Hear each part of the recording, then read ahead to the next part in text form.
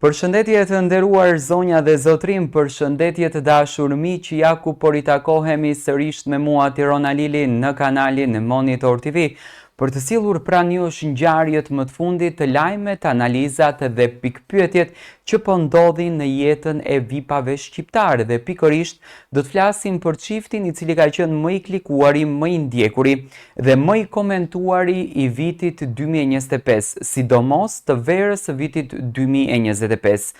Do të ndalojmë tek Gjesti dhe tek Egli, dy personazhe, dy figura, dy njerëz, dy artist, të cilët kanë qenë shumë të përfolur në median shqiptare, një dashuri që në fakt nisi brenda një formati siç është Big Brother, një çift që kishtin pretendime që jashtë shtëpisë së Big Brotherit do të kalonte gjithçka perfekt, por duke u bazuar në gjërat e dukshme, duke u bazuar në gjërat që vetë çifti i tregon, gjithmonë në gjërat siç është Instagrami, ku është vetmja dritare ku ato shpalosin përditshmërinë e tyre, jetën e tyre, profesionalizmin e tyre, artin e tyre, Gjesti dhe Egli preferuan që të heqin njëri tjetrin nga Instagrami dhe tek publiku shqiptar sollën fotografinë e çiftit i cili ka shkatëruar marrëdhënien e tyre të dashurisë.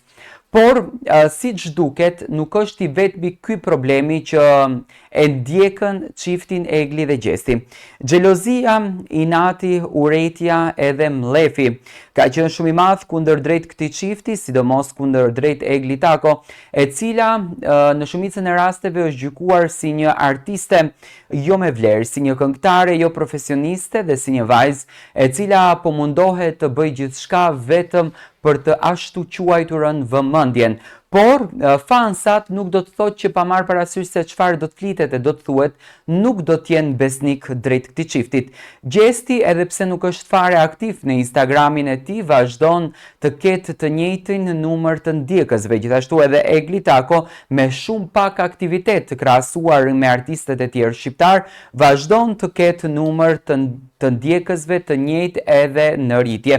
Dhe pikërisht tema që ne sot kemi përzgjedhur të flasim në këtë minutazh dhe në këtë rubrikë janë ndjekësit edhe fansat besnik që pasojnë duke ndjekur Eglin dhe Gjestin. Ne kemi krijuar një analizë të cilën me patjetër dëshirojmë ta ndajmë me ju.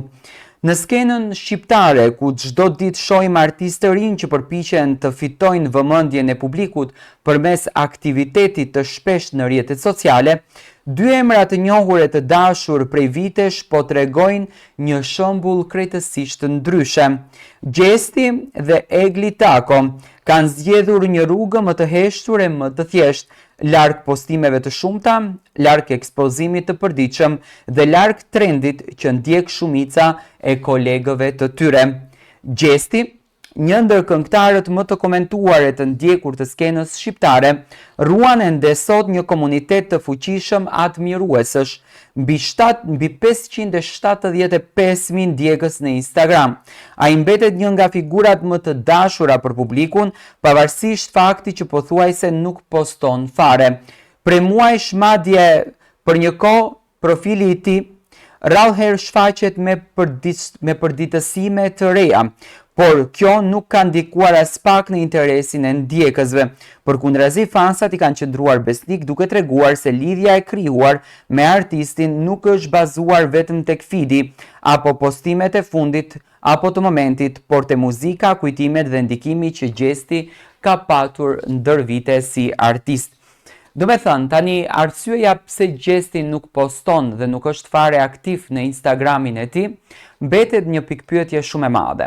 Në qoftë se kjo, apo kjo përzgjedhje që Gjesti mos të poston, është një mekanizëm e mirë menduar nga menaxhimi i tij, në këtë rast Bonar Tajvazi, 360 kanë menduar në këtë formë që Gjesti të luajë një mekanizëm dhe të mos të poston, apo thjesht është natyra e Gjestit që do t'i lërë gjërat në momentin që Gjesti të ketë diçka të bukur, të ketë një projekt të bukur, të ketë një video të bukur, të ketë një rrugtim të bukur dhe të poston dhe të vepron dhe të ndjekën rrugtimin edhe ëndrrën e tij. Do me thënë Gjesti nuk është fare aktiv, por kjo gjë nuk do të thotë që Gjestin e ndalon nga fansat, e ndalon nga ndjekësit, por ndjekësit vazhdojnë të jenë besnik në rrugtimin e tij.